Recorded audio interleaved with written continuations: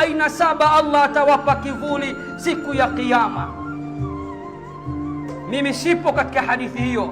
Hadithi yangu ambayo leo nataka niwasomee kuonyesha kuwa sadaka yako unayoitoa itakuwa ndo kivuli chako siku ya Kiyama. Kama ulikuwa unatoa sana, shekhe, una bonge la kivuli kama mzee wa kiduchu, basi sadaka ni ndogo tu, sawa na mkono wako huu, ndo kivuli chako.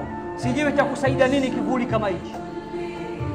Katika Musnad ya Imamu Ahmad kwa nambari 568, Bwana Mtume anasema kullu mri'in fi dhilli sadaqatihi hatta yuqda baina an-nas.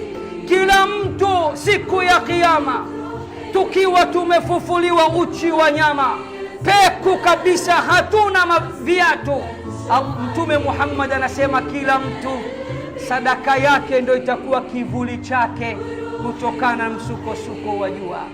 Toa sana sadaka upate kivuli kikubwa sana kitakacho kuepusha na kukuokoa na msukosuko wa jua la Kiyama.